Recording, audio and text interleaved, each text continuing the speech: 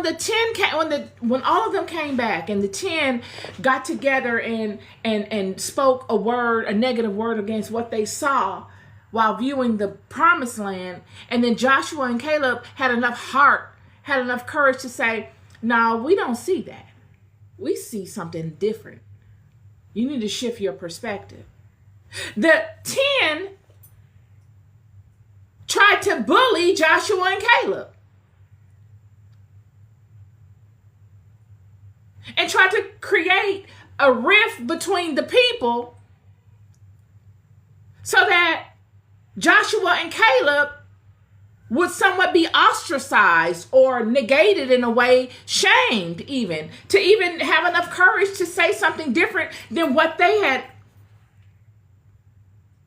uncovered. That's how people are. That's exactly how they are. Joshua is a story, and Caleb is a story of people being able to stand up for themselves, speak their truth, and stand in that.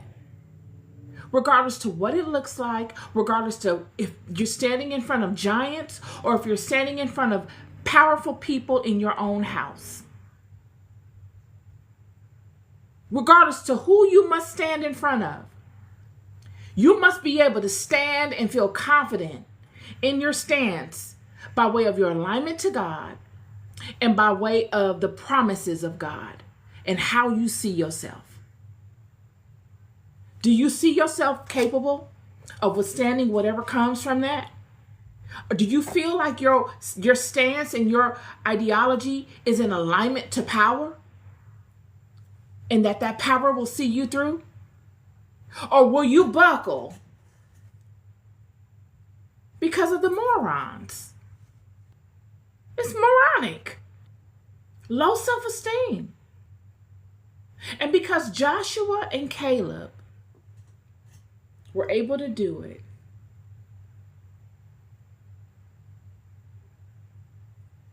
they will be blessed. Joshua will lead these people. It would be a tumultuous situation, in a sense, because they start off by having the spotlight put on them for negating what their brethren were doing, calling them out, saying, no, you guys have the wrong mindset. I don't agree with you. I'm not doing it like you do it. We're not the same in that spirit, friend. You guys are on some low self-esteem stuff that you're trying to legitimize by numbers. You're trying to gang up together. That's what you're doing because you're weak individually. You're weak. You can't stand by yourselves and really have power behind you. So what you've done is, out of your fear, you have coagulated together with this wicked mindset. This mindset of low self-esteem and fear. You're afraid of these people, and you don't see yourself worthy of contending against them. You don't want to do the work it takes to be able to go and inhabit this land. You're lazy. You're lazy, you got low self-esteem, and you're scary. But I'm not like that. I'm not like y'all. I see opportunity. Surely there are giants there, but God will handle them. It's a beautiful region.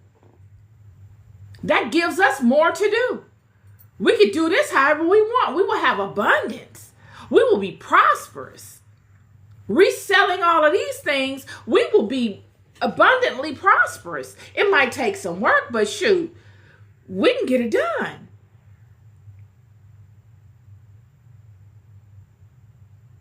I could see myself succeeding in this. With what I have innately within me and the alignment that I have with God, It's nothing but up from this.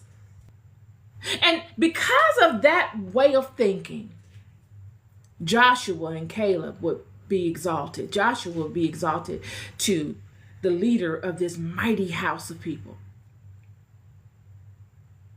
It was supposed to be Aaron, but Aaron played himself out of it, hating on Moses.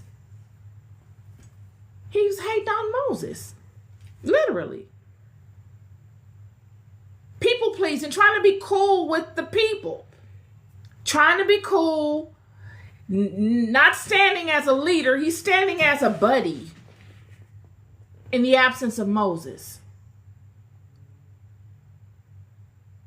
He gets played out of position by himself. He exposes himself. He has no one to blame but himself. Joshua comes in. And because Joshua stood up against his brethren, all these powerful people of his own house, they somewhat feel a little way about it. They know that they can't play with Joshua. You see, they know that numbers game don't work with Joshua. Just because we group up and we link up and we coagulate and we have one ideology that is different from what Joshua believes, Joshua's not going to care. So our tricks don't work with Joshua. And now Joshua is our leader that's been put in place by God. Joshua has the backing of God. And that if any of us don't agree with Joshua or try Joshua in any way, we will learn by way of what happened to Aaron, who tried the same thing. We will play ourselves out of position as well. So Joshua has this journey with these people that is kind of in and out. It's a push and pull. Yet he's able to overcome these things because he has the backing of God. Had he not had the backing of God, I don't know if the people would have overcome him. The people would have overcome him. But God kept everybody in check.